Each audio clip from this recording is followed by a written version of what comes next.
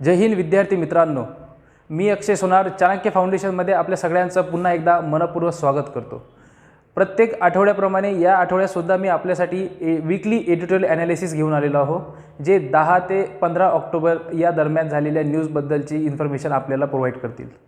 विद्यार्थी मित्रांनो, जसं मागच्या 2 आठवड्यामध्ये मी तुमच्यापुढे एडिटोरियल डिस्कशन प्रेझेंट करू शकलो नाही, त्यासाठी मी आपली क्षमा मागतो, परंतु यानंतर तसा काही खंड पडणार नाही।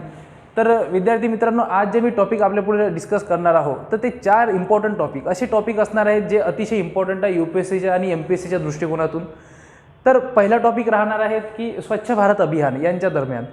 त्यानंतर दुसरा टॉपिक राहणार आहे आत्मनिर्भर इन डिफेन्स प्रोडक्शन, म्हणजे भारत आत्मनिर्भर कशा पद्धतीने बनण्याचा प्रयत्न करत आहे डिफेन्स प्रोडक्शनमध्ये। तिसरा टॉपिक राहणार आहे ॲग्रोकेमिकल्सच्या संबंधात, आणि चौथा टॉपिक राहणार आहे डिबेट ओव्हर अ कोलिजियन सिस्टम, जे सध्या आपली जजेसची अपॉइंटमेंट करण्याची सिस्टम आहे। या सिस्टमवरून जो काही वाद सुरू आहे, जे काही आर्ग्युमेंट सुरू आहे, त्या आर्ग्युमेंटशी संबंधित जे आर्टिकल्स आहेत त्या आर्टिकल्स आपण समजून घेण्याचा प्रयत्न करणार आहोत। विद्यार्थी मित्रांनो, काही गोष्टी आपल्याला हिस्टॉरिकल दृष्टिकोनातून समजून घेणे खूप आवश्यक असतात, जसं की स्वच्छ भारत अभियान 2.0, या ठिकाणी 2.0 म्हटलेलं आहे, परंतु हा जर 2.0 आहे तर मग याचा पहिला पार्ट म्हणजे काय, म्हणजे पहिला फेज वगैरे काय असतो। तर बेसिक इन्फॉर्मेशन अतिशय इम्पॉर्टंट आहे की या टॉपिकवर लक्षात ठेवण्यासारखी गोष्ट कोणती झाली, तर या टॉपिकवर लक्षात ठेवण्यासारखी गोष्ट अशी आहे की स्वच्छ भारत अभियान हे भारतामध्ये सर्वात प्रथम सुरू केव्हा झालं। तर स्वच्छ भारत अभियान भारतामध्ये सर्वप्रथम 2 ऑक्टोबर 2014 साली नरेंद्र मोदी यांनी सुरू केलं, आणि 2 ऑक्टोबर 2014 म्हणजेच काय की महात्मा गांधी यांची जयंती। आता 2 ऑक्टोबर 2014ला जेव्हा स्वच्छ भारत अभियान भारतामध्ये सुरू झालं होतं, तर या अभियानाबद्दल जर सांगायचं झालंच तर हे अभियान जगभरातील सर्वात मोठं स्वच्छता अभियान म्हणून घोषित करण्यात आलं होतं। विद्यार्थी मित्रांनो, या अभियानाअंतर्गत काही गोष्टी आहेत ज्या सरकारने करायच्या ठरवलेल्या होत्या, कारण आपल्याला माहीत आहे की स्वच्छता ठेवणे हे अतिशय इम्पॉर्टंट आहे। कारण जर स्वच्छता जर नाही ठेवली तर होऊ शकतं की तुम्हाला अनेक बिमाऱ्या, अनेक रोग वगैरे यासारख्या गोष्टींचा सामना करावा लागेल। तसं आहे की 2014पर्यंत असं म्हटलेलं होतं की स्वच्छता कव्हरेज हे भारतात जवळपास 39% आहे, म्हणजे फक्त 39% म्हटलं होतं। परंतु 2014 नंतर जेव्हा हा डिसिजन घेतला गेला, स्वच्छ भारत अभियान, त्याला स्वच्छ भारत मिशन सुद्धा म्हणतो आपण, तर या अभियानाअंतर्गत यांचा प्रयत्न हाच राहिलेला आहे की भारतातील जे स्वच्छतेची लेवल आहे, जे पर्सेंटेज आहे ते वाढलं पाहिजे। म्हणजेच काय आहे की स्वच्छता कुठल्या दृष्टिकोनातून, स्वच्छ भारत अभियान फेज 1 यांची काही उद्दिष्टे आहेत। तर त्यांची उद्दिष्टे काय राहिलेली होती की त्यांची इच्छा होती की भारतामध्ये हे ओव्हरऑल स्वच्छता असली पाहिजे, म्हणजे काय की ओव्हरऑल सॅनिटायझेशन भारतामध्ये असली पाहिजे। आता त्यांना अशा पद्धतीने सांगायचं होतं की भारतामध्ये ओपन डिफिकेशन फ्री भारत बनवण्याचा त्यांचा प्रयत्न होता। म्हणजेच काय की भारतामध्ये जे उघड्यावर शौचालय जाण्याची जी संकल्पना आहे ती बंद करायला पाहिजे होती। कारण काय की भारतातील स्वच्छता ही खूप जुनी संकल्पना आहे, म्हणजे की जी सिंधू संस्कृतीच्या काळापासून चालत आलेली ही भारतातील स्वच्छतेची ही जी संकल्पना आहे खूप जुनी आहे, आणि या संकल्पनेला जर आपल्याला पुढे चालू ठेवायचं आहे तर भारतामध्ये सध्या जी एक खराब सवय लोकांना लागलेली आहे ती म्हणजे की उघड्यावर शौचास जाणे, ही सवय बंद करणे आवश्यक आहे। काय आहे की अनेकदा असं पण पाहण्यात आलेलं आहे की लोकांकडे टॉयलेट्स असताना सुद्धा लोक त्या टॉयलेटचा वापर करत नाही। तर आणि काही लोकांकडे ज्यांच्याकडे टॉयलेट्स नाही आहेत ते तर यूज करणारच नाही, ऑब्व्हियसली, मग ही साधीच गोष्ट आहे। आणि म्हणूनच सरकारचा स्वच्छ भारत अभियान फेज 1 मध्ये हा सुद्धा प्रयत्न राहिला आहे की टॉयलेट इन्फ्रास्ट्रक्चर सुद्धा बांधण्यात आले पाहिजे। ठीक आहे विद्यार्थी मित्रांनो, इथपर्यंत इन्फॉर्मेशन इम्पॉर्टंट आहे। आता त्यानंतर स्वच्छता नसण्याचे नेमके परिणाम काय होणार आहे। आता आपल्याला माहिती आहे की स्वच्छता नाही आहे म्हणजे काय की स्वच्छता नाही आहे म्हणजे मग तुमच्या हेल्थवर परिणाम पडणार, ऑब्व्हियसली तुमच्या शरीरावर परिणाम पडणार। कारण जर दूषित पाणी दूषित अन्न जर तुमच्या पोटामध्ये गेलं तर त्याच्यापासून तुम्हाला माहिती आहे की पॅथोजन लेडन ह्युमन वेस्ट, म्हणजेच काय की कॉलरा, डायरिया यासारखे जे डिसीजेस आहेत ते तुम्हाला होण्याचे चान्सेस राहतात। आता यामुळे तुम्हाला माहिती आहे की जेव्हा सॅनिटायझेशन नाही राहत, जेव्हा म्हणजे स्वच्छता राहत नाही, तेव्हा तुमच्या एन्व्हायरमेंटवर खूप जास्त परिणाम पडतो. म्हणजे जी की हवा आहे ती दूषित होण्याचे चान्सेस खूप जास्त राहतात. आणि आता आपल्याला माहिती आहे की जेव्हा आपण पाणी जर अस्वच्छ आहे तर मग ते पाणी, अस्वच्छ पाणी डायरेक्टली कुठे जाणार, वॉटर बॉडीजमध्ये जाणार, म्हणजेच काय, कुठे रिव्हरमध्ये जाणार. आता त्या रिव्हरचा मग अल्टिमेटली काय आहे की कोस्टल आणि मराईन इकोसिस्टम जी आहे, म्हणजे जे काही आपले आपण काय म्हणू शकतो की जे किनारी आणि सागरी परिसंस्था आहे यावर सुद्धा परिणाम होऊन पाणी खराब, पाणी, हवा हे प्रदूषित होऊन त्यापासून अनेक रोग वगैरे, डिसीजेस वगैरे आपल्याला जखडण्याची चान्सेस राहतात. आता इकॉनॉमिक इम्पॅक्टसुद्धा याचा भरपूर जास्त प्रमाणामध्ये होऊ शकतो. तर इकॉनॉमिक इम्पॅक्ट कसा आहे की वर्ल्ड बँकने असं सांगितलेलं आहे की टॉयलेट्स नसण्यामुळे आपल्याला जवळपास इंडियाला 6.4% ऑफ इट GDP खर्च येतो. आता याचा अर्थ काय लावायचा, आणि ही गोष्ट वर्ल्ड बँकने म्हटलेली आहे. वर्ल्ड बँकने काय म्हटलेलं आहे की जर आपल्याकडे टॉयलेट्स इन्फ्रास्ट्रक्चर नाही आहे, मग त्याचा भारताच्या इकॉनॉमीवर कसा परिणाम पडतो. तर आता टॉयलेट्स नाही आहे, तर मग टॉयलेट्स नाही आहे तर लोकांना अनेक बिमाऱ्या होतील, आणि बिमाऱ्या झाल्यामुळे लोक कामावर जाऊ शकणार नाही. मग कामावर गेले नाहीत तर मग त्यांच्याकडे नोकरी राहणार नाही. मग नोकरी राहणार नाही म्हणजेच काय कशावर परिणाम पडणार, तो भारताच्या इकॉनॉमीवर परिणाम पडणार. अशा दृष्टिकोनातून वर्ल्ड बँकने एक खूप अतिशय चांगलं स्टेटमेंट सांगितलं आहे की भारताच्या इकॉनॉमीवर कशा पद्धतीने पडणार काम. आणि डिसीजेस, सपोज रोग झाले तर रोगराई पसरली तर लोकांमध्ये इलनेस येणार, अशक्तपणा येणार, लोक कामावर जाऊ शकणार नाही. आणि जर समजा हे जर रेग्युलर होत राहिलं तर होऊ शकते की त्याला नोकरीवरून काढण्यात पण येणार. म्हणजेच काय आहे की ह्युमन पॉवर, ह्युमन ॲसेट जे ते पण कमी होणार. म्हणजे एक अल्टिमेटली इकॉनॉमीवर खूप परिणाम पडण्याचे चान्सेस आहे असं आपण या ठिकाणी सांगू शकतो. आता त्यानंतर जर आपण परिणाम सांगायचा झाला, त्यानंतर इनिशिएटिव्ह कोणते घेतलेले आहे तर तर त्यानंतरचा पहिला इनिशिएटिव्ह जो आपण आता बघत आहोत तोच म्हणजे स्वच्छ भारत अभियान. आम्ही जसं ज्या पद्धतीने सांगितलेलं आहे की भारतामध्ये स्वच्छ भारत अभियान पंतप्रधान नरेंद्र मोदी यांनी 2014ला 2 ऑक्टोबर महात्मा गांधी यांच्या जयंतीच्या दिवशी स्वच्छ भारत मिशन ही योजना सुरू केली. तर या योजनेच्या अंतर्गत त्यांचा गोल काय होतं की युनिव्हर्सल सॅनिटायझेशन कव्हरेज करण्याचं. म्हणजेच काय की भारताला ओपन डेफिकेशन फ्री करण्याचं, सोबतच टॉयलेट इन्फ्रास्ट्रक्चर बांधण्याचं, आणि लोकांमध्ये बिहेवियरल चेंज. आता बघा, बिहेवियरल चेंज ही खूप साधी गोष्ट नाही आहे. जे लोक पिढ्यानपिढ्या बाहेर शौचास जातात तर या लोकांसाठी अचानक त्यांच्यामध्ये बदल घडून आणणे ही की साधी गोष्ट नाही आहे. कारण जर तुम्ही कोणा लोकाला जबरदस्ती करू शकत नाही, परंतु त्यांच्यामध्ये जर बदल घडून आणायचा आहे तर त्यांच्यामध्ये तुम्ही स्वतः बदल घडून आणू शकता, जेव्हा ते स्वतःहून ती गोष्ट समजेल आणि स्वतःहून करण्याचा प्रयत्न करेल. आता त्यासाठी काय करणं आवश्यक आहे तर लोकांना त्या गोष्टीचं महत्त्व पटवून देणं आवश्यक आहे की नेमकं स्वच्छता न ठेवल्याने किंवा उघड्यावर शौचास जाण्यामुळे त्यामुळे त्याचे दुष्परिणाम काय होऊ शकतात, त्यांचे दुष्परिणाम त्यांच्या परिवारासाठी काय होऊ शकतात, त्याचे दुष्परिणाम दुसऱ्या परिवारासाठी काय होऊ शकतात, त्याचे परिणाम त्यांच्या शरीरावर काय होऊ शकतात. तर या सगळ्या गोष्टीचं महत्त्व समजून सांगितल्यानंतर होऊ शकते त्यांच्या बिहेवियरमध्ये चेंज येईल. आता हे जे स्वच्छ भारत अभियान याचे अचिव्हमेंट्स काय आहे तर 2014 ते 2020 या दरम्यान जवळपास 10 करोड टॉयलेट्स भारतामध्ये बांधण्यात आलेले आहे. हे अतिशय चांगली अचिव्हमेंट आहे. आणि भारताला 2 ऑक्टोबर 2019 या रोजी open defecation free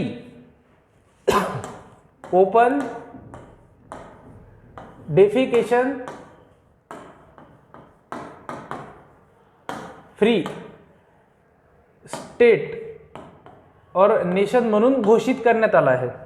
the country has been declared as a open defecation free country. आता मग स्वच्छ भारत अभियान 2.0. आता व्हॉट इज मीन बाय स्वच्छ भारत अभियान 2.0? It is a phase of a Swachh Bharat Mission 2.1. And when did it start? It starts in the 2020 and it has been expected to run until the 2025. आता 2025 पर्यंत हे चालण्याची शक्यता आहे. आता what are the objectives? What is the purpose behind the Swachh Bharat Abhiyan Mission 2 phase 2? The first purpose is that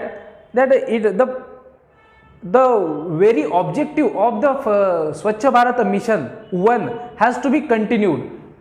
म्हणजेच काय आहे की जे अचिव्हमेंट्स चालू केलेले होते, जे अचिव्हमेंट्स मिळवलेले होते कोणी स्वच्छ भारत अभियान 1मध्ये, ते कंटिन्यू करणे आवश्यक आहे.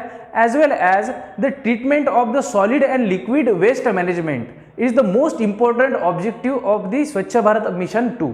म्हणजे स्वच्छ भारत मिशनचं जे महत्त्वाचं ऑब्जेक्टिव्ह आहे ते काय आहे की जे सॉलिड आणि लिक्विड वेस्ट मॅनेजमेंट आहे, लिक्विड वेस्ट आहे जे शौचालयामधून जे टॉयलेट्समधून बाहेर निघतात, तर हे जे वेस्ट मटेरियल आहे हे वेस्ट मटेरियलचं मॅनेजमेंट कशा पद्धतीनं प्रभावी पद्धतीनं अतिशय योग्य पद्धतीनं केलं जाईल याकडे जास्तीत जास्त लक्ष देण्यासाठी स्वच्छ भारत मिशन 2 आणण्यात आलेलं आहे.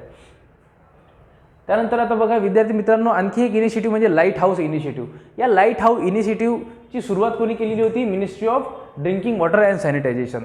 आणि हे PPP थ्रू आपल्या देशामध्ये इम्प्लिमेंट करण्यात येणार आहे. PPP थ्रू म्हणजेच काय की यामध्ये सरकारचा सुद्धा रोल राहणार, पब्लिक आणि सोबत प्रायव्हेट यांचा सुद्धा रोल राहणार. म्हणजे यांच्या पार्टनरशिपमधून काय होणार की हे जे लाईट हाऊस इनिशिएटिव्ज आहे हे बांधण्यात येणार. आता हे लाईट हाऊस इनिशिएटिव्ज म्हणजेच काय की हे असे हलक्या रूम्स राहणार, म्हणजे हलक्या म्हणजे छोट्या रूम्स राहणार आणि यांची बांधणी कोण करणार?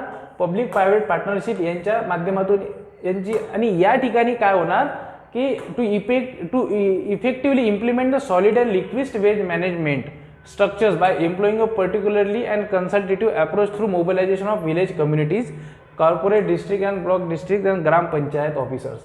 म्हणजे या सगळ्यांना सोबत घेऊन आपण आपल्या गावखेड्यांमध्ये ज्या ठिकाणी काय होत आहे, ज्या ठिकाणी solid and liquid waste management तयार होत आहे त्याची विल्हेवाट कशा पद्धतीने लावायची या सगळ्याच लोकांना घेऊन ते आपण या प्रॉब्लेमशी डील करायचं. आता India sanitization coalition it's a multi stakeholders म्हणजे काय की या प्रॉब्लेमला सॉल्व्ह करण्यासाठी अनेक लोक या ठिकाणी येणार. म्हणजेच काय की प्रायव्हेट सेक्टर राहणार, गव्हर्नमेंट राहणार, फायनान्शियल इन्स्टिट्यूशन्स, सिव्हिल सोसायटी म्हणजेच जे नागरी त्याला आपण नागरी समाज गट म्हणतो, त्यानंतर मीडिया, डोनर्स, या सगळ्या लोकांना आपण सोबत घेऊन काय आहे की या प्रॉब्लेमला सॉल्व्ह करण्याचा प्रयत्न करावा, असे काही इनिशिएटिव्ह भारतामध्ये घेतलेले. आता व्हॉट आर द चॅलेंजेस?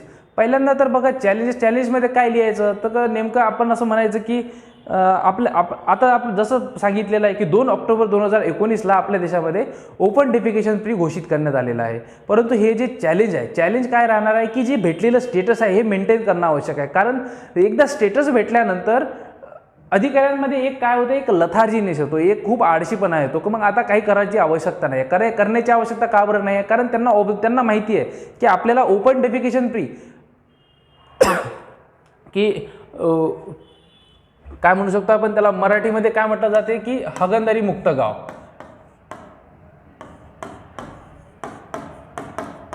मुक्त असा शब्द वापरला गेलेला आहे. तुम्ही गावखेड्यामध्ये जर गेले तर तुम्हाला असा शब्द जागोजागी दिसणार. तर असा शब्द या ठिकाणी यूज केले गेलेला आहे. त्यांना आता मग हे जर स्टेटस आपल्याला मेंटेन करायचं आहे तर त्यासाठी डिस्ट्रिक्ट ॲडमिनिस्ट्रेशन, जिल्हा प्रशासन त्यांनी आणखी प्रयत्न करणं आवश्यक आहे. The people would tend to return to the old practice. आता असं नाही की मग लोकांनी डायरेक्ट मग पुन्हा जुन्या पद्धतीचा वापर करणे सुरू करून देणे, मग ते आता तसं नाही. ते आव्हान आपल्याला मेंटेन असं आव्हान तर आपल्या पुढे आहेच की लोकांनी सुद्धा त्यामध्ये मदत करणे आवश्यक आहे. म्हणजे आता लोकांचा सहभागाशिवाय कशी गोष्ट पॉसिबल होणार? समजा जिल्हा प्रशासनाने कितीही म्हटलं की तुम्ही जाऊ नका, परंतु जर लोकांनी जर बिलकुल ऐकलंच नाही तर काही फायदा आहे का या गोष्टीचा? नाही. त्यामुळे लोकांचा सहभाग असणे आवश्यक आहे. सोबतच काय की युजेस रिलेटेड चॅलेंजेस. आता युजेस रिलेटेड चॅलेंजेस म्हणजे काय की tackling the cultural and mindset issue. आता समजा जर त्यांचं परंपरा राहिलेली आहे, परंपरा नाही म्हणू शकत आपण, परंतु या गोष्टींना त्यांना सवय राहिलेली आहे, म्हणजे बिहेवियरल चेंज. त्यांना सवयच नाही ना यूज करण्याची सवयच नाही. म्हणजे काय की कशा पद्धतीने यूज करायचा, काय यूज करायचा. आता एवढं सिम्पल गोष्ट आहे, परंतु लोकांना ही गोष्ट पण समजत नाही. म्हणजे बिहेवियरल चेंज, लोकांमध्ये चेंज करणे, लोकांच्या काय म्हणते व्यवहारामध्ये वागण्यामध्ये चेंज घडून आणणे ही काही साधी गोष्ट नाही. हे सुद्धा एक मोठं चॅलेंज आहे. त्यानंतर स्लज मॅनेजमेंट, जसं मी सांगितलं आहे की सॉलिड आणि लिक्विड मॅनेजमेंट, म्हणजे त्यामधून निघणारा जे मल आहे या मलला मॅनेज करणे, म्हणजे लोकांच्या सवयीमध्ये बदल घडून आणणे, हे सुद्धा एक मोठं आव्हानच आहे. आता त्यानंतर काय आहे की मॅन्युअल स्कॅव्हेंजिंग, मॅन्युअल स्कॅव्हेंजिंगसुद्धा एक खूप मोठं आव्हान आहे. मी तुम्हाला अगोदर एका आर्टिकलमध्ये सांगितलेलं होतं की मॅन्युअल स्कॅव्हेंजिंगचे भारतामध्ये खूप परिणाम आहेत. आता मॅन्युअल स्कॅव्हेंजिंगमुळे लोकांना गटारामध्ये जावं लागतं, तिथे मल साफ करावा लागतात. आता यापासून असे अनेक उदाहरणं आपण बघितलेलं आहे की लोकांना अनेक वेळा स्वतःचा जीव पण गमावा लागलेला आहे. आता विद्यार्थी मित्रांनो, तुम्ही लक्षात घ्या की एवढे सारे चॅलेंजेस आहेत, तर सरकारने अनेक प्रयत्न केलेले आहेत, परंतु नेमके आणखी कोणते घेणे आवश्यक आहे, कोणते प्रयत्न करणे आवश्यक आहे. तर टाकाऊ वस्तूंचं व्यवस्थापन करण्यासाठी आपण अनेक काही गोष्टी करणे आवश्यक आहे, जसे की people should start to use a toilets but facial material goes untreated which harms the environment. आता कसं आहे, या जे मटेरियल्स तयार झालेलं आहे, हे जे वेस्ट मटेरियल तयार झालेलं आहे, या वेस्ट मटेरियलचा आपण कशा पद्धतीने प्रभावी पद्धतीने आपण वापर करू शकतो हे आपण सांगू शकतो. आता प्रभावी पद्धतीने वापर म्हणजेच काय की आपण याचा खते म्हणून यूज करू शकतो आपल्या शेतामध्ये. खते, कारण खते तयार होतात ना याच्यापासून. त्यानंतर role of a trained workforce. आता बघा, ही गोष्ट खूप इम्पॉर्टंट आहे. जर आपल्याला अवेअरनेस पसरवायचा आहे, आपल्याला जर स्वच्छता आपल्या समाजामध्ये जर राबवायची आहे, जर आपल्याला स्वच्छतेमध्ये जर नांदायचं आहे, तर ट्रेंड वर्कफोर्स असणं आवश्यक आहे. ट्रेंड वर्कफोर्स कशासाठी, पहिल्यांदा तर लोकांच्या बिहेवियरमध्ये चेंज घडून आणणे हे काही साध्या माणसांचं काम नाही आहे. लोकांमध्ये जर चेंज घडून आणायचं आहे, तर त्यासाठी कोणीतरी एक ट्रेंड व्यक्ती लागतो, जो लोकांना कन्व्हिन्स करेल, लोकांना मनवणे, लोकांचे मन वळवणारा व्यक्ती हवा. सोबतच जे लिक्विड आणि सॉलिड वेस्ट मटेरियल तयार झालेलं आहे, या लिक्विड आणि सॉलिड वेस्ट मटेरियलला प्रॉपर विल्हेवाट लावण्यासाठी सुद्धा ट्रेंड वर्कफोर्स असणं आवश्यक आहे. त्यानंतर partnership at a village level. आता बघा, या पार्टनरशिप कोण करणार विलेज लेवलला? पार्टनरशिप करणार कॉर्पोरेट सेक्टर. कॉर्पोरेट सेक्टर का बरं करणार? कारण कॉर्पोरेट सेक्टरला फायदा होतो. फायदा कशा पद्धतीने होणार? जेव्हा या जे मल तयार झालेला आहे, या मलापासून जेव्हा खत तयार होणार, स्लज, यापासून जेव्हा खत तयार होणार, या खताचा भाव खूप आहेत. आता या खतामुळे कॉर्पोरेटमध्ये त्यांना बिझनेसमध्ये फायदा होऊ शकतो, इन्कम प्रॉफिट होऊ शकतो. त्यामुळं पार्टनरशिप ते करू शकतात कोणासोबत? विलेज लेवलला, ग्रामपंचायतसोबत. ठीक आहे. तर अशा पद्धतीने हा आर्टिकल संपलेला आहे. परंतु युनियन बजेट 2022-23 निर्मला सीतारामन यांनी जेव्हा युनियन बजेट पेश केलं, तेव्हा त्या बजेटमध्ये त्यांनी स्वच्छ भारत मिशन अर्बन, दोन आहेत, अर्बन आणि रुरल. तर यामध्ये त्यांनी काय म्हटलेलं आहे की pen pen pen pen pen colour,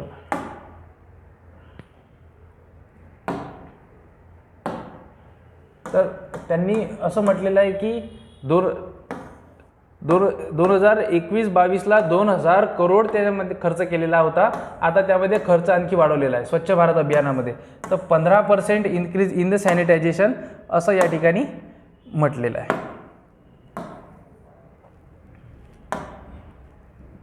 ठीक आहे.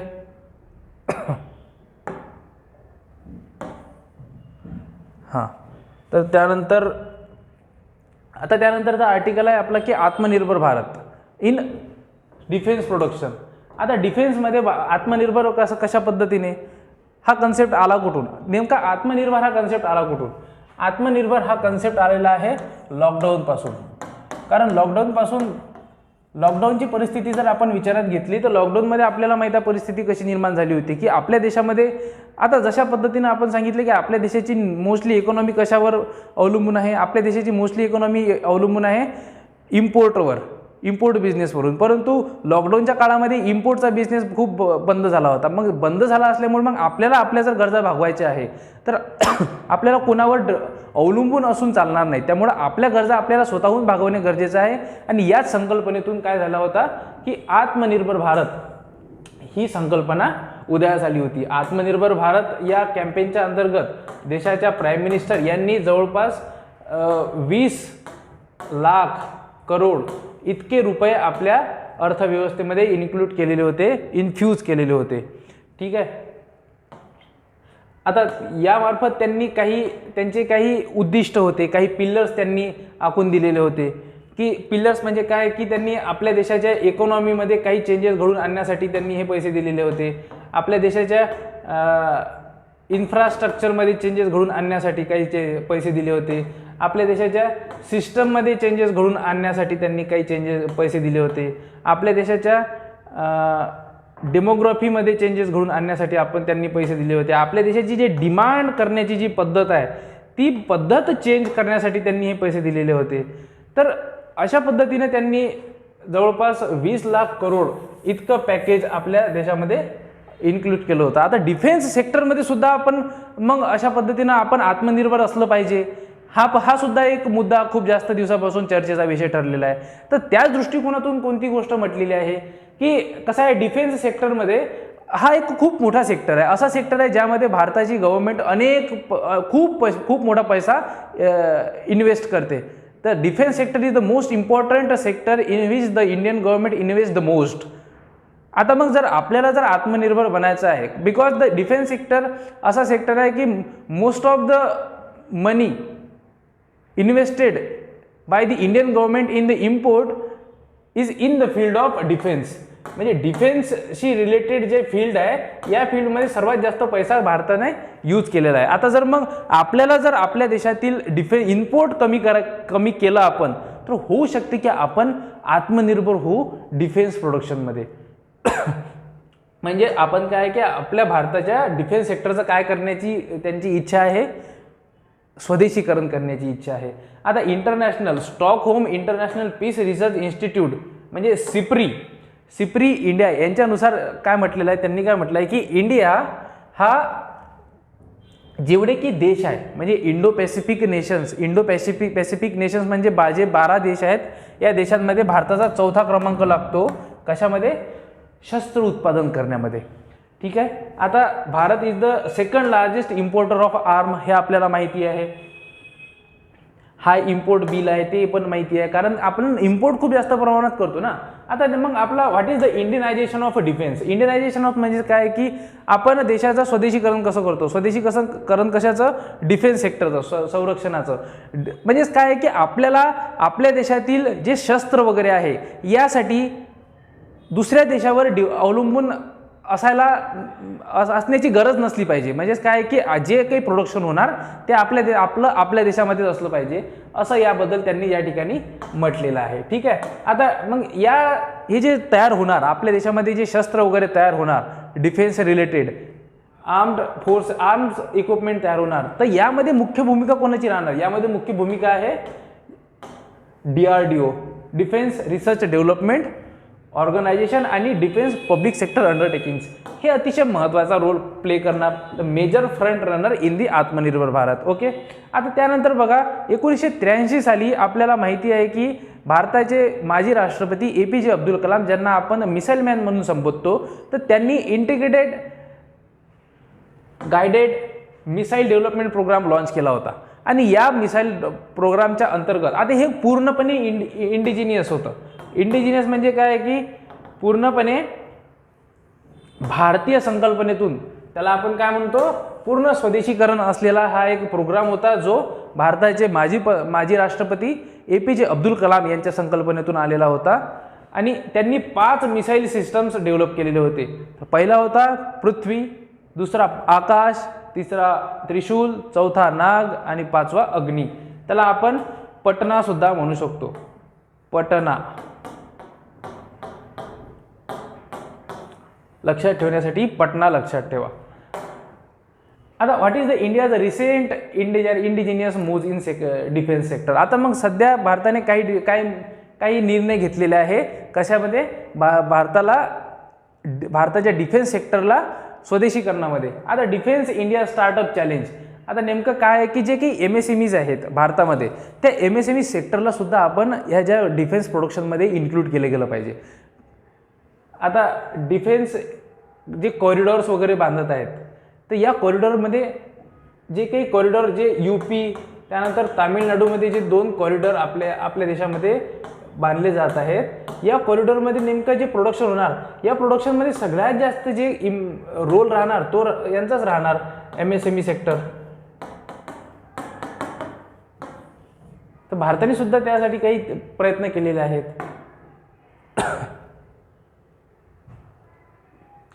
ठीक आहे. त्यानंतर INS विक्रांत हा पण एक एअरक्राफ्ट कॅरियर आहे. त्यानंतर 1960 साली INS अजय, 1968 साली INS निलगिरी, त्यानंतर INS विक्रांत. हे जे आहेत तुम्ही हे वाचणे आवश्यक आहे. त्यानंतर एक गन म्हणजे कोणती, धनुष, लॉंग रेंज आर्टिलरी गन, ही जी आहे ही धनुष आहे, लॉंग रेंज आर्टिलरी गन आहे ही. त्यानंतर अरिहंत न्यूक्लिअर सबमरीन, ही जी सबमरीन आहे ही सबमरीन सुद्धा भारताने स्वतः तयार केलेली आहे. त्यानंतर प्रजंट लाईट कॉम्बॅट हेलिकॉप्टर, हे हेलिकॉप्टर सुद्धा भारताने स्वतः तयार केलेलं आहे. आता हा जो काही डिफरन्स आहे ballistic missiles and cruise missile, याबद्दलचा हा जो डिफरन्स आहे हे तुम्हाला लक्षात ठेवणे आवश्यक आहे. म्हणजे बॅलिस्टिक मिसाईल जे हाय लेवलला पोहोचते, त्यानंतर इझिली डिटेक्ट होऊ शकते. क्रूज मिसाईल डिटेक्ट होऊ शकत नाही. त्यानंतर precision, low around few hours metres, fit for a large target, हे लार्ज टार्गेटसाठी बॅलिस्टिक मिसाईल यूज केलं जाते. Cruise missile fit for a small and mobile target. ठीक आहे. आता what are the challenges related to the defence sector. आता challenges कोणते आहेत की पहिल्यांदा आता हाय डिपेंडन्स ऑन इम्पोर्ट, हे एक मोठं आव्हान आहे आपल्या डिफेन्स सेक्टरशी रिलेटेड. आपण जर आपलं इम्पोर्ट जर कमी केलं ना तर होऊ शकते की आपण आपल्या देशाची इकॉनॉमीसुद्धा अनेक पद्धतीने वाचवू शकतो. म्हणजे आपल्याला इकॉनॉमिकली दृष्ट्या खूप फायदा होऊ शकतो. आणि सोबतच आपण जे स्वप्न बघितलेलं आहे भारताला डिफेन्स सेक्टरमध्ये काय आत्मनिर्भर करण्याचं, ते आत्मनिर्भर करण्याचं स्वप्नसुद्धा आपण पूर्ण करू शकतो. आता हाय डिपेंडन्समुळे प्रॉब्लेम काय होत आहे की आपल्याला कुठलीही गोष्ट जर करायची आहे तर दुसऱ्यावर अवलंबून राहावं लागत आहे. आता सपोज आपल्याला S-400 जे एअर डिफेन्स सिस्टम आहे, S-400 जी एअर डिफेन्स सिस्टम आहे आपल्याला रशियाकडून मागवायची आहे. परंतु प्रॉब्लेम असा झालेला आहे की सध्या रशिया युक्रेन वॉर सुरू झालेला आहे, युद्ध सुरू झालं आहे. आता या युद्धामुळं आपल्याला काय झालेलं आहे, डिले झाला आहे. ठीक आहे. तर यासारख्या प्रॉब्लेम्सचा आपल्याला सामना करावा लागतो. आता नॅरो प्रायव्हेट पार्टिसिपेशन इतक्या सहजासहजी होत नाही. कारण private participation in the defence sector is a constraint by the lack of conducive financial framework. काय की आपल्या इथे तेवढं फायनान्शियल फ्रेमवर्क अवेलेबल नाही आहे. म्हणजे काय की जे काही रूल्स वगैरे आहेत आपल्या इथे तेवढे चांगल्या पद्धतीने अवेलेबल नाही. That means our defence production is enable to benefit. कारण तुम्ही लक्षात घ्या ना की प्रायव्हेट सेक्टर केव्हा येणार, प्रोडक्शनमध्ये केव्हा येणार, डिफेन्स प्रोडक्शनमध्ये केव्हा येणार, जेव्हा त्यांना त्यामध्ये फायदा होणार. आणि प्रॉफिट जर त्यांना दिसत नसेल तर मग ते नाही येणार. म्हणूनच काय आहे की आपल्या इथे नॅरो प्रायव्हेट पार्टिसिपेशन आहे की बेनिफिट मिळण्याचे खूप कमी चान्सेस आहे. कारण काय आहे की इनोव्हेटिव्हनेस नाही आहे, त्यानंतर डिझाईन नाही आहे प्रॉपरली.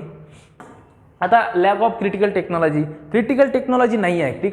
आणि हे एक मोठं आव्हान आहे. आता हे आव्हान कशा पद्धतीनं असू शकते, आव्हान अशा पद्धतीने असू शकते की कारण आपल्या देशामध्ये रिसर्च अँड डेव्हलपमेंटवर इतका पैसा खर्च केला जात नाही. आता तुम्ही या गोष्टींवर जर पैसा खर्च करणार नाही आहेत, तुम्ही जर सायंटिस्ट किंवा तुम्ही असे काही इंटेलिजंट स्टुडंट्स यांना जर ओळखून IITs IIMsमधून जर विद्यार्थी तुम्ही ओळखून यांना जर तुम्ही रिसर्च अँड डेव्हलपमेंटमध्ये मॅनेजमेंटमध्ये जर तुम्ही त्यांना चान्स देत नाही तर काय फायदा मग की मग तुम्ही त्यामध्ये मग टेक्नॉलॉजी तुमच्या देशामध्ये कशी राहणार. आणि टेक्नॉलॉजी राहणार नाही तर तुम्ही डिफेन्समध्ये त्याचा वापर कसा करू शकणार, नाही म्हणजे होणारच नाही ना, कारण टेक्नॉलॉजीज नाही आहेत.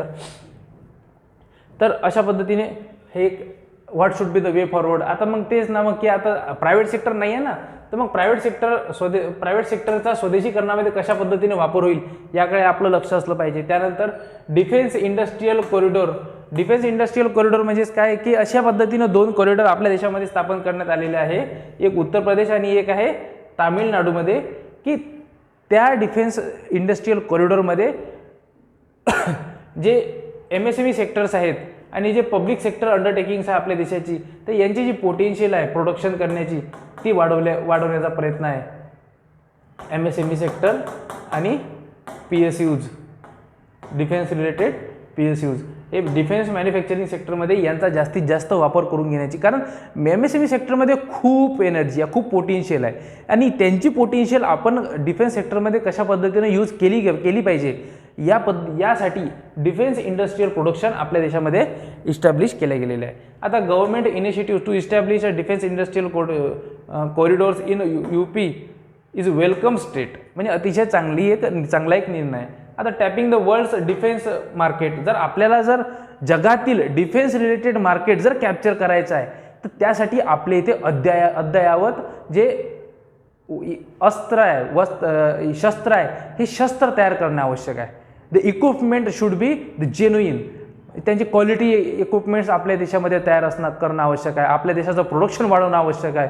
So that the world will demand Indian equipments. भारतीय इक्विपमेंटसुद्धा जगभर प्रसिद्ध होतील, मार्केटमध्ये प्रसिद्ध होतील. तर अशा पद्धतीने हे आर्टिकल आहे. आता प्रश्न पण विचारला जाऊ शकतो, आता काय डिफेन्स एक्सपो 2022 हे गांधीनगर गुजरातमध्ये सुरू झालेलं होतं.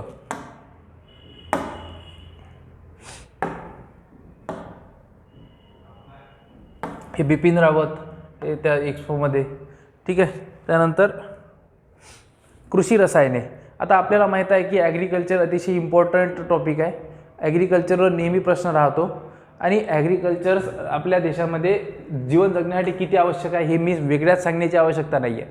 परंतु आपल्या देशाचं प्रोडक्शन जर वाढवायचं आहे तर त्यामध्ये केमिकल्सचा वापर करणे आवश्यक आहे. केमिकल्स म्हणजे काय की केमिकल फर्टिलायझरचा वापर खूप जास्त होत आहे, तसंही कीटकनाशकांचा वापर खूप जास्त होत आहे. त्याला आपण एकत्रितपणे काय म्हणतो, ॲग्रो केमिकल्स. याशिवाय होत नाही. आता हरित क्रांती आपल्या देशामध्ये 1966 साली सुरू झाली होती. 1966 साली कोणी सुरू केली होती? MS स्वामीनाथन स्वामीनाथन यांच्या मार्गदर्शनाखाली भारतामध्ये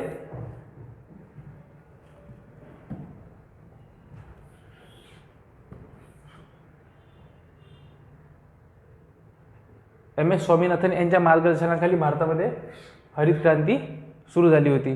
आता ॲग्रो केमिकल्स अतिशय इम्पॉर्टंट टॉपिक आहे. आता अतिशय इम्पॉर्टंट टॉपिक आहे आणि इंडिया इज एक सेकंड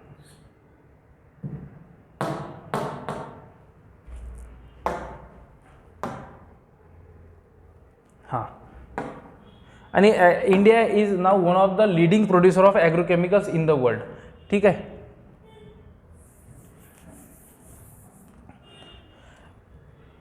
आता आपण बघूया की नेमकं ॲग्रोकेमिकल्सबद्दलचं म्हणणं काय आहे, की नेमकं आपल्यासाठी हा श्राप आहे की एक वरदान आहे. कारण आपल्याला माहीत आहे हरित क्रांती जेव्हा आपल्या देशामध्ये सुरू झाली होती तेव्हा आपल्या देशाचं प्रोडक्शन भरपूर प्रमाणामध्ये वाढलेलं होतं. आता यामागचं कारण काय होतं की आपण आपल्या देशाच्या ॲग्रिकल्चरमध्ये पेस्टिसाईड्सचा वापर करणे सुरू केलं होतं, केमिकल फर्टिलायझरचा वापर करणे सुरू केलं होतं. आता या वापरातूनच आपल्याला एका पद्धतीनं आपण हे वरदान म्हणू शकतो, कारण आपल्या देशाची इकॉनॉमी भरपूर वाढली. जी समस्या आपल्या देशामध्ये नेमकी भेडसावत होती, द प्रॉब्लेम विच वर India was facing of hunger or food insecurity, that problem was solved by the chemical fertilizers or pesticides, we can say that agrochemicals. परंतु प्रॉब्लेम्स कसा आहे की यापासून जेवढे त्याचे फायदे आहेत तेवढेच त्याचे तोटे पण झालेले आहेत. त्याचे तोटे कशा पद्धतीने झालेले आहेत, तर तोटे अशा पद्धतीने की लोकांच्या शरीरावर परिणाम व्हायला लागलेले आहेत. कारण ॲग्रोकेमिकल्सचा वापर करून तयार झालेले जे फूड प्रोडक्ट्स आहेत ते लोकांच्या पोटात गेल्यामुळे लोकांना डिसीजेस व्हायला सुरू झाले आहेत. म्हणजे काय की लोकांच्या हेल्थवर परिणाम पडायला लागलेला आहेत. आता कशामुळं, तर पहिली गोष्ट आहे की लोक जे फर्टिलायझर्स आहेत याचा अतिशय जास्त वापर करत आहे. Excessive use of fertilisers has cause the health problem in India. ठीक आहे. आता बघा करंट स्टेट ऑफ, आता नेमकी सध्याची परिस्थिती काय आहे कोणाची, भारतामध्ये जे फर्टिलायझर्स आणि पेस्टिसाइड्स आहेत त्यांची. आता फर्टिलायझरची परिस्थिती जर भारतातली बघितली तर ड्युरिंग फायनान्शियल इयर 2020 यामध्ये India consumed about 61 million tonne of fertiliser. भारताने जवळपास 61 मिलियन टन खतांचा वापर केलेला आहे. आता त्यापैकी 55% युरिया आहे. आता तुम्हाला हे मी काही वेगळ्याच सांगण्याची आवश्यकता नाही की भारतामध्ये कोणत्या खताचा सगळ्यात जास्त प्रमाणामध्ये यूज होतो. ऑब्व्हियसली युरियाचाच यूज होतो, कारण युरियावर सरकारने काय दिलेलं आहे, सबसिडी दिलेली आहे. करंटली फर्टिलायझर प्रोडक्शन कंट्रीमध्ये जवळपास 42 ते 45 मिलियन टन आहे आणि भारताची गरज किती आहे, 65 मिलियन टन भारताची गरज आहे. भारतामध्ये 42 to 45 मिलियन टन तयार होते आणि इम्पोर्ट मग किती करणार आपण, 18 मिलियन टन तयार इम्पोर्ट होणार. आता यावर जे सबसिडी आहे, कोणावर, जे फर्टिलायझरवर सबसिडी आहे सेंटर, हे जे प्रोडक्शन आहे, कॉस्ट ऑफ प्रोडक्शन यांच्यावर डिपेंड राहणार. ठीक आहे. आता आणि सरकारने ठरवून दिलेलं आहे MRP वरच काय मिळणार, फर्टिलायझर्स मिळणार, युरिया वगैरे सरकारने ठरवून दिलेल्या किमतीमध्येच फर्टिलायझर मिळणार. आता पेस्टिसाइड सुद्धा किमान किमतीमध्येच विकणे आवश्यक आहे, जे कीटकनाशक आहे. ठीक आहे. आता what are the recent government initiative for the sustainable farming. आता भारताने काही निर्णय घेतलेले आहे, अनेक निर्णय अगोदरपासून घेत आलेले आहे, परंतु फर्टिलायझरचा यूज प्रॉपरली झाला पाहिजे किंवा केमिकल फर्टिलायझरचा यूज कमी प्रमाणामध्ये झाला पाहिजे, कीटकनाशकांचा यूज कमी प्रमाणामध्ये झाला पाहिजे, यासाठी काही निर्णय घेण्यात आलेले आहे. कारण काय आहे की त्यापासून अनेक नुकसान आहे. नुकसान कशात पद्धतीने की जर तुम्ही एक्सेसिव्ह यूज जर करत आहात ना त्याचा, कशाचा, केमिकल पेस्टिसाइड्सचा, केमिकल फर्टिलायझर्सचा, तर त्यामुळं आपल्या शेतीची सुपीकतासुद्धा कमी होते. सॉईल ॲसिडिफिकेशन खूप जास्त प्रमाणामध्ये होत आहे. आता सॉईल ॲसिडिफिकेशनमुळे काय होत आहे की जमिनीची सुपीकता कमी होते आणि जमिनीमध्ये जर जास्तीत जास्त प्रमाणामध्ये केमिकल्स जर अवेलेबल राहिले तर जेव्हा पावसामुळे जे वाहून जातात, नदी नाल्यांवर जातात, तर नदी नाल्यांमध्ये जेव्हा ते न्यूट्रियंट्स पसरतात, तर न्यूट्रियंट्समुळे शैवाळ वगैरे तयार होतात, अल्गी जर सुरू होतात, अल्गल बूम. आता जर आपल्याला माहिती आहे की नदीवर जर हिरवा थर जर जमा झालेला आहे, तर हा जो हिरवा थर आहे, यामुळे जे सूर्यकिरण जे जमिनीपर्यंत पोचायला पाहिजेत, जे अल्गल बूम खाली वाढतात किंवा जे पाण्याच्या आतमध्ये जे काही प्लॅन्ट्स वगैरे तयार होतात, या प्लॅन्ट्सपर्यंत ती सूर्यकिरणे पोहोचणार नाही, म्हणजे मग त्यांना ऑक्सिजन मिळणार नाही. त्यांना आवश्यक ते जे गोष्टी जर मिळत नाही, तर जमिनीच्या पाण्याच्या आतमध्ये सुद्धा जे काही प्लॅन्ट्स आहेत ते सुद्धा मरून जातील. आता सरकारने सुरू केलेला एक रिसेंट इनिशिएटिव्ह आहेत, त्याचं नाव आहे काय, PM प्रणाम, प्रधानमंत्री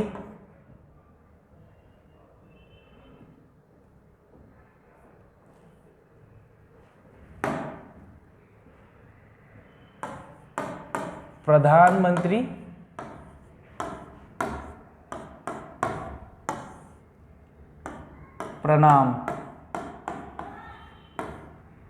योजना. हे 2022 साली प्राईम मिनिस्टर नरेंद्र मोदी यांनी लॉन्च केली होती आणि या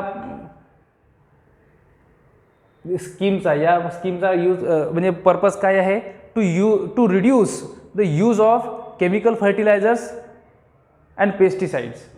त्यानंतर आहे राष्ट्रीय कृषी विकास योजना, त्यानंतर लिक्विड नॅनो युरिया फर्टिलायझर. आपल्याला माहीत आहे युरिया कशा पद्धतीने आपल्या शेतांमध्ये यूज केला जातो.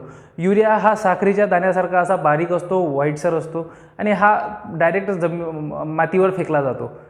ठीक आहे, शेतात फेकला जातो. त्यामुळं काय होते, जी सुपीकता आहे, ॲसिडिफिकेशन वाढत आहे आणि जमिनीची सुपीकता कमी होत आहे. आता यामुळे प्रॉब्लेम काय होता की जमिनीची जर फर्टिलिटी जर रिड्यूस होत आहे तर प्रॉब्लेम आहे. आता मग जर म्हणूनच सरकारने निर्णय घेतला की जे युरिया आहे, हा युरिया कशा पद्धतीने अवेलेबल असला पाहिजे, युरिया हा लिक्विड स्वरूपामध्ये उपलब्ध असला पाहिजे. आणि त्यासाठीच सरकारने आता प्रधानमंत्री नरेंद्र मोदी यांनी नुकतंच एक नॅनो युरिया प्लॅन्ट कलाल, गुजरातमध्ये एक इस्टॅब्लिश केलेलं आहे. आणि हे पहिलं liquid nano urea plant establish केला आहे. ठीक आहे, हे इतकी इन्फॉर्मेशन लक्षात ठेवा. आता नेमके इश्यूज कोणते आहे, म्हणजे कोणकोणते प्रॉब्लेम्स आहे जे केमिकल फर्टिलायझरशी रिलेटेड आहे.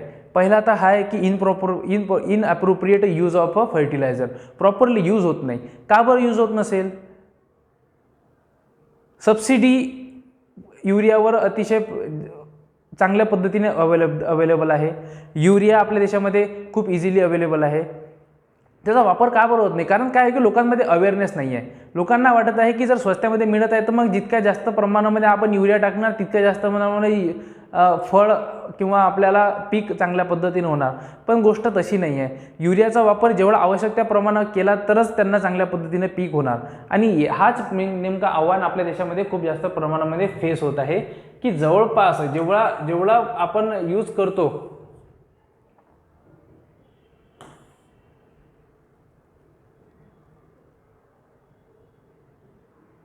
म्हणजे जवळपास आपल्या देशामध्ये जितका फर्टिलायझर यूज होते त्यापैकी जास्तीत जास्त म्हणजे 56% हे कशामध्ये युरिया यूज करतात. आणि ह्या युरियाचा वापर काही फक्त तुम्ही यासाठीच नाही की देर इज नो रिस्ट्रिक्शन, म्हणजे जर त्यावर जर बंधनच नाही आहे युरियावर, तर मग लोक ज्याला पाहिजे तो यूज करणार, ज्याला पाहिजे तो विकत घेणार, जितका पाहिजे तितका विकत घेणार, आणि जरुरी नाही तर शेतीसाठी यूज करणार, तो इतर गोष्टीसाठी सुद्धा यूज करतात. तर urea is getting diverted to the other industries, म्हणजे बाकी इंडस्ट्रीमध्ये सुद्धा त्या युरियाचा वापर करणे सुरू केलेला आहे, जसं डेअरी, टेक्स्टाईल, पेंट, फिशरीज या इंडस्ट्रीमध्ये सुद्धा त्यांनी वापर करणे सुरू केलेला आहे. आता युरियाच्या किंवा केमिकल फर्टिलायझरच्या अतिवापरामुळे बायोमॅग्निफिकेशन म्हणजे काय की ॲक्युम्युलेशन ऑफ अ टॉक्झिक सबस्टन्स, जे काही विषारी सबस्टन्स आहे यांचं काय आहे की एकत्रीकरण झालेलं आहे, एकवटले आहेत, आणि एकवटल्यामुळं काय आहे की त्या ठिकाणी जे फूड चेनमध्ये प्रॉब्लेम्स क्रिएट करत आहे. कारण काय की जर एका ठिकाणी जर अतिशय जास्त प्रमाणामध्ये केमिकल्स जर सापडत असतील तर त्या ठिकाणी जर तुम्ही पीक पिकवले तर ते पिकांमध्ये सुद्धा केमिकल्स जाण्याचे चान्सेस आहेत. होऊ शकते मग जे पीक तुमच्या पोटामध्ये जाणार त्यापासून डिसीजेस होण्याचे चान्सेस आहेत. आता क्रिएटिंग डेड झोन कशा पद्धतीने मी तुम्हाला सांगितलं आहे की केमिकल्स फर्टिलायझर जेव्हा आपण जमिनीमध्ये सॉईलमध्ये जेव्हा यूज करतो तेव्हा जास्त प्रमाण जेव्हा त्या गोष्टीचं होतं तर जेव्हा पाऊस पडतो तेव्हा पाऊस पडल्यानंतर जे वाहून जातं पाणी ते नदीमध्ये जातं, नदीमध्ये गेल्यानंतर त्या ठिकाणी प्रथिनांचं प्रमाण जास्त प्रमाणात वाढतं, न्यूट्रियंट्सचं प्रमाण जास्त प्रमाणात वाढतं. मग त्या न्यूट्रियंट्समुळे जे अलगल बूम क्लिअर होतात, म्हणजे त्यावर हिरवी लेअर तयार होते. मग ते हिरवी लेअर तयार झाल्यानंतर जे सूर्यकिरण जमिनीच्या पाण्याच्या आतमध्ये पोचायला पाहिजे ते त्यामुळे पोचत नाहीत. मग आतमध्ये असलेले जे काही प्राणी आहेत, जे काही प्लॅन्ट्स आहेत ते काय होतात, सर्वपणे मरून जातात. म्हणून त्याला काय म्हटलं जातं, डेड झोन म्हटलं जातं. आणि या प्रोसेसला युट्रोफिकेशन म्हटलं जातं. जेव्हा न्यूट्रियंट्सचं पाण्यातील प्रमाण काय होते, वाढते, त्या पद्धतीला त्या गोष्टीला काय म्हटलं जाते, युट्रिफिकेशन म्हटलं जातं. ही गोष्ट लक्षात ठेवा. त्यानंतर आता डिटोरेटिंग सॉईल हेल्थ. आता हे तर गोष्ट तुम्हाला नॉर्मली समजून जाते की नेमकी जी माती आहे तिची सुपीकता खूप प्रमाणात कमी होते. The content of organic matters stunting plant growth, म्हणजे आता काय की ग्रीन हाऊस गॅसेस रिलीज होतात. आता डिसअप्रोप्रिएट युजेस ऑफ पेस्टिसाइड, आता सांगितलं आहे की पेस्टिसाइडचा प्रॉपरली यूज नाही केले जात. आता what should be the way forward, bio fertilisers, inclusion of bio fertilisers. आता यूज ऑफ बायो फर्टिलायझर्स म्हणजे काय आहे की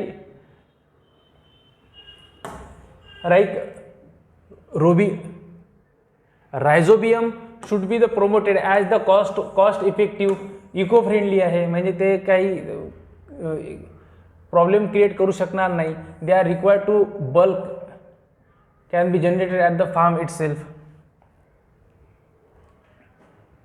म्हणजेच काय आहे की जे अशा पद्धतीचा आपण बायो फर्टिलायझर्स यूज केलेच पाहिजे जे आपल्याला एन्व्हायरमेंटली, हेल्थच्या दृष्टिकोनातून, इकॉनॉमिकली, सर्व दृष्टिकोनातून कसं होणार, फ्रेंडली होणार, कॉस्ट इफेक्टिव्ह होणार. ठीक आहे. त्यानंतर रुरल फर्टिलायझर्स बँक. आता काही बँक वगैरे सुद्धा फर्टिलायझरसाठी बँक वगैरे त्यांनी स्थापन करण्याची म्हणजे सजेशन्स दिलेले आहेत की बँक कशासाठी, की फर्टिलायझर त्या व्यक्तीलाच मिळणार ज्याचा आधार वगैरे लिंक आहे. ज्या पद्धतीने पब्लिक डिस्ट्रीब्युशन सिस्टममध्ये लोकांना अन्न पुरवलं जाते त्याच पद्धतीने फर्टिलायझर सुद्धा त्याच पद्धतीने अवेलेबल करून द्या असं त्यांनी म्हटलेलं आहे. ठीक आहे. त्यानंतर आहे डिबेट ओव्हर कोलिजन सिस्टम. आता कोलिजन सिस्टम म्हणजे काय, हा अतिशय गंभीर विषय आहे आणि कोलिजन सिस्टमवर सध्या खूप चर्चा सुरू आहे. आता कोलिजन सिस्टम म्हणजे काय, आता न्यूजमध्ये का आहे, कारण सध्याच्या परिस्थितीमध्ये डिफरन्सेस हॅव बीन मर्ज, मतभेद आलेले आहे. Supreme court collision system appointment म्हणजे काय की जी सुप्रीम कोर्टची जी कोलिजन सिस्टम आहे जी अपॉइंटमेंट करते, कोणाची, जजेसची अपॉइंटमेंट करते, तर यांच्या विषयावरून काय आहे की सध्या एक डिफरन्सेस तयार सुरू झालेले आहे. आता नेमकी कोलिजन सिस्टम म्हणजे काय, कोलिजियम म्हणजे काय, it is a group of a chief justice of India and 4 senior most जजेस of the Supreme Court. Collegium म्हणजे काय, कोलिजियम म्हणजे it's a group of 5 peoples, ज्यामध्ये चीफ जस्टिस ऑफ इंडिया राहणार आणि 4 सिनियर मोस्ट जजेस राहणार सुप्रीम कोर्टचे, बरोबर. आणि यांचं काम काय राहणार, to decide the appointments of the जजेस ऑफ अ एपेक्स कोर्ट. जे काही महत्त्वाचे कोर्ट्स आहेत आपल्या देशातील, जसे सुप्रीम कोर्ट आहे, हायकोर्ट आहे, तर यांच्या मुख्य न्यायाधीशांच्या निवडी करणे हे त्यांचं मुख्य काम आहे. ठीक आहे. आता निवडी कशा पद्धतीने केल्या जाऊ शकतात? होऊ शकतात की सुप्रीम कोर्टचे जजेस आहेत त्यांची निवड चीफ जस्टिस ऑफ इंडिया म्हणून केली जाऊ शकते, किंवा हायकोर्टचे जजेस आहेत त्यांची निवड सुप्रीम कोर्टचे जजेस म्हणून केली जाऊ शकते, किंवा होऊ शकते की जे अनुभवी वकील आहेत, experience the experience of having 10 years, तसे ॲडव्होकेटला सुद्धा डायरेक्ट सुप्रीम कोर्टचे किंवा हायकोर्टचे जजेस म्हणून नियुक्त केलं जाऊ शकते अशा पद्धतीने. आता सध्याचे जे रिटायरिंग आपले जे चीफ जस्टिस ऑफ इंडिया आहे ते आहे यू ललित. यांनी एक नाव सजेस्ट केलेलं आहे, ते म्हणजे चंद्रचूड यांचं नाव त्यांनी सजेस्ट केलेलं आहे for next chief justice of India. हे एवढं लक्षात ठेवा. आता त्यानंतर विषय काय सुरू झालेला आहे की हे जे कोलिजन सिस्टम आहे याची सुरुवात कशी झाली. तर कोलिजन सिस्टमवर प्रॉब्लेम असा होता की नेमकं सुप्रीम कोर्टचे जजेसची किंवा जे भारतातील ॲपेक्स कोर्ट आहे यांच्या जजेसची निवड कोण करणार, हा मुख्य प्रॉब्लेम होता. आता याची निवड करण्यासाठी सुरुवात कुठून झाली की पहिली केस जेव्हा आली, त्या पहिल्या केसला SP गुप्ता केस म्हटलेला आहे, द फर्स्ट जज केस. आता या जज केसमध्ये काय म्हटलेलं आहे, फर्स्ट जज केसमध्ये की सुप्रीम कोर्टने निर्णय दिलेला आहे की executive must have the biggest say in the judicial appointment. म्हणजेच काय की जे आपल्या देशातील मंत्री आहेत किंवा आपण निवडून दिलेले जे रिप्रेझेंटेटिव्स आहेत त्यांना काय आहे की या ज्युडिशियल अपॉइंटमेंटमध्ये मुख्य भूमिका असली पाहिजे असं म्हटलेलं आहे. परंतु 1993 मध्ये 9 जज बेंच सेकंड जज केस त्यांनी काय म्हटलेलं आहे, chief justice must be given a priority. म्हणजे चीफ जस्टिसला प्राधान्य दिलं गेलं पाहिजे. म्हणजे जे सरन्यायाधीश आहे या सरन्यायाधीशाला काय दिलं गेलं पाहिजे, प्राधान्य दिले गेलं पाहिजे असं या ठिकाणी म्हटलेलं आहे. त्यानंतर थर्ड जज केस 1998 मध्ये थर्ड जज केस आली आणि यामध्ये काय म्हटलेलं आहे की द जजेस should be appointed by the collegium system. आता what is collegium system? Collegium system is the group of 5 people consisting of chief justice of India and 4 senior most जजेस ऑफ सुप्रीम कोर्ट. ठीक आहे. आता supreme कोर्टने ते अगोदरची जी आता जो मी number सांगितला collision सिस्टममध्ये 5 लोकांचा, तो पहिले 5 नव्हता. परंतु जेव्हा निर्णय घेतला सुप्रीम कोर्टने 1998 मध्ये, तर यांनी थर्ड जज केसमध्ये कोलिजन सिस्टमचा जो नंबर आहे तो वाढवला. त्यांनी काय म्हटलं की ही जे कोलिजन सिस्टम आहे हे 5 लोकांची असली पाहिजे, comprising of chief justice of India and 4 senior most colleagues. आता त्यानंतर what does the constitution says. आता ही खूप सिंपलची गोष्ट आहे की कॉन्स्टिट्यूशनमध्ये काय म्हटलेलं आहे. तर आर्टिकल 124 काय म्हणतात की constitution deal with the appointment of the जजेस ऑफ सुप्रीम कोर्ट आणि 217 हायकोर्ट. आता अपॉइंटमेंट आर मेड बाय कोण, म्हणजे यांची अपॉइंटमेंट कोण करतात, अपॉइंटमेंट करतात president with which required to hold a consultation with such of the जजेस of the Supreme Court of the high court he may think. आता कॉन्स्टिट्यूशनमध्ये अशी काही प्रोसेस नाही दिलेली आहे की कोणत्या प्रोसेसनी आपल्या देशातील जजेसची निवड केली पाहिजे, अशी काही पद्धती नाही दिलेली आहे. परंतु आर्टिकल 124 काय म्हणतात की एव्हरी जज of Supreme Court shall be appointed by the president आणि under the warrant by warrant under his hand and seal after the consultation with the judge of a supreme court and of a high court in the state. आणि त्यांचं वय किती असलं पाहिजे, म्हणजे किती वयापर्यंत ते काम करू शकतात जजेस, हे 65 एज असण्यापर्यंत काम करू शकतात. ठीक आहे. आणि provided that in the case of appointment of जजेस other than the chief justice the chief justice shall have always be a consulted.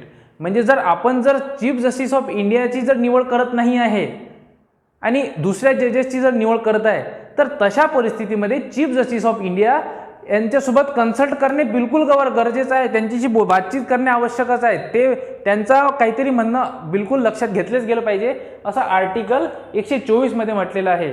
आणि appointment of the office of a chief justice of India should be the senior most असला पाहिजे. म्हणजे chief justice India कोण बनणार, एक senior most जज of Supreme court, याला consider केलं गेलं पाहिजे. ठीक आहे. त्यानंतर काय म्हटलेलं आहे आर्टिकल 217 काय म्हणतात, हे हायकोर्टबद्दल बोलतात की हायकोर्टची चीफ जस्टिस यांची निवड कशा पद्धतीने केली गेली पाहिजे.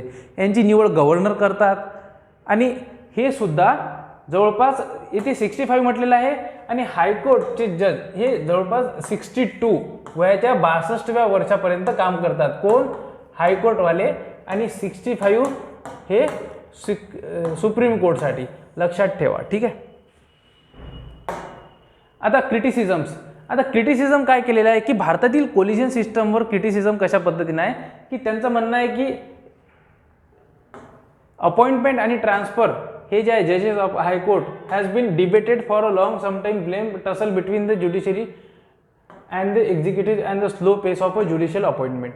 आता क्रिटिक्स हॅव पॉइंटेड दॅट म्हणजे क्रिटिक जे टीकाकार आहेत त्यांनी काय म्हटलेलं आहे की जे आपली कोलिजन सिस्टम आहे ही कोलिजन सिस्टम काय नाही आहे, ट्रान्सपरंट नाही आहे. त्यांचं म्हणणं असं आहे की ते एका बंद खोलीमध्ये काम करतात, कोणाला त्यांची प्रोसिजर माहीत नाही. What is the criteria behind the decision taken by them while appointing the जजेस ऑफ अपेक्स कोर्ट. काही निर्णय माहीत नाही त्यांना. मग अशा परिस्थितीमध्ये त्यांनी काय म्हटलेलं आहे की खूप ट्रान्सपरंट नाही आहे, अपारदर्शी आहे असं म्हटलेलं आहे आणि बंद दरवाजा आत निर्णय घेतात. आता नेमकी कोलिजनमध्ये किती लोक असतात, कोण निर्णय घेतात, कशा पद्धतीने काम करतात, काय पद्धत आहे, काही माहीत नाही, किती वाजता भेटतात, काही कशाचीच कल्पना नाही आहे. म्हणून त्यांनी म्हटलेलं आहे की म्हणजे टीका केलेली आहे. ठीक आहे. आता ह्या टीका आहेत. आता गव्हर्नमेंटचा स्टँड काय? गव्हर्नमेंट काय म्हणतात की government the centre has not supported the collision system. सेंटरचा बिलकुल विरोध आहे या कोलिजन सिस्टमला. का बरं विरोध आहे? कारण त्यांचं म्हणणं आहे की आम्हाला सुद्धा यामध्ये सामील करा म्हणजेच काय की जे मंत्री वगैरे आहेत यांना सुद्धा त्यामध्ये इन्क्लूड द्या. त्यामध्ये त्यांचं काहीतरी म्हणणं असलं पाहिजे.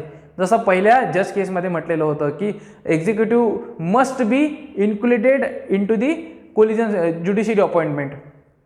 पण त्यांनी मग तेव्हापासूनच त्यांना वाटतं की आपलं पण तेव्हा त्यामध्ये आपण सुद्धा असलं पाहिजे. मग आता तुम्ही विचार करा, जर समजा मंत्री वगैरे जर त्या जजच्या अपॉइंटमेंटमध्ये ठेवले, आता एकच तर अशी एक सध्या इंडिपेंडंट इन्स्टिट्यूशन आहे ज्यावर लोक विश्वास ठेवू शकतात. म्हणजे न्याय मिळवण्यासाठी एक इन्स्टिट्यूशन आहे जी म्हणजे सुप्रीम कोर्ट किंवा ज्युडिशरी, ज्यावर लोक विश्वास ठेवतात. आणि त्या ठिकाणी सुद्धा हे लोक जर अपॉइंटमेंट करायला लागले तर यांनी आपापले नातेवाईक जर बसून दिले तर यांना मग निर्णय कशा पद्धतीने होणार? यांच्या दृष्टिकोनातून होणार. सपोज यांचे केसेस आहेत ते हे नेमके फ्री सुटणार आणि बाकीच्यांना दोषी ठरवणार. परंतु सध्या परिस्थिती तशी नाही आहे. यांना त्या ठिकाणी इन्क्लूड केले गेलेलं नाही आहे. म्हणून गव्हर्नमेंटचा स्टँड हा कोलिजन सिस्टमच्या विरोधात आहे. ठीक आहे.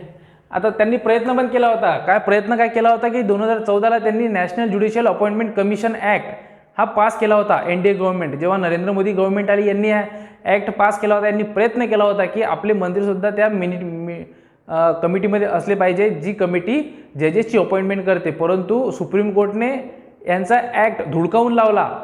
The NJCA act has been struck down by the Supreme Court saying that it is unconstitutional and void. म्हणजेच काय की it is violating the basic structure of a constitution. त्यांनी काय म्हटलं होतं की हे अगेन्स्ट द बेसिक स्ट्रक्चरच्या, संविधानाच्या बेसिक स्ट्रक्चरच्या अगेन्स्ट आहे. आणि बेसिक स्ट्रक्चर कोणी भारतामध्ये कन्सेप्ट आणलेला आहे? हा कन्सेप्ट केशवानंद भारती या केसमध्येच जे 1973 मध्ये जी केस आली होती या केसमध्ये सुप्रीम कोर्टने दिलेला हा एक कन्सेप्ट आहे. ठीक आहे. त्यानंतर पुढे काय? आता नेमकं काय आहे की the need of hour is to revisit the existing system through the transparent and participatory procedure. आता बघा, लक्षात घ्या गोष्ट काय आहे की मग ते जी पद्धत आहे पूर्ण अपॉइंटमेंट करण्याची ती कशी असली पाहिजे? What should be the way फॉरवर्डमध्ये काय ट्रान्सपरंट असली पाहिजे. ट्रान्सपरंट नाही हा प्रॉब्लेम होता ना, मग ट्रान्सपरंट असली पाहिजे. म्हणजे त्यामध्ये काय आहे की मग त्यांना पण सामील करून घेतलं पाहिजे. नॉट डायरेक्टली बट इनडायरेक्टली त्यांना सामील करून घेतलं गेलं पाहिजे. याच पद्धतीने न्यायपालिकेची स्वतंत्रता, त्यानंतर न्यायपालिकेची विविधता, व्यावसायिक क्षमता आणि म्हणजे काम करण्याची क्षमता आणि इमानदारी या गोष्टींची खात्री करून घ्यावी, जेणेकरून निवड करत असताना स्वतंत्र आणि निवडीचे जे उद्दिष्ट आहे, म्हणजे निवड करण्याचं उद्दिष्ट आहे ते पूर्ण झालं पाहिजे. कारण कोणालाही निवड करता येत नाही ना, सुप्रीम कोर्टचा जज आहे. कारण खूप मोठे मोठे निर्णय घेतले जातात. संविधानाचा काय म्हणतात त्याला आपण पर्स्पेक्टिव्ह ठरवतात. संविधानामध्ये काय म्हटलेलं आहे याबद्दलचा निर्णय घेण्याचा त्यांना पूर्ण अधिकार असतो.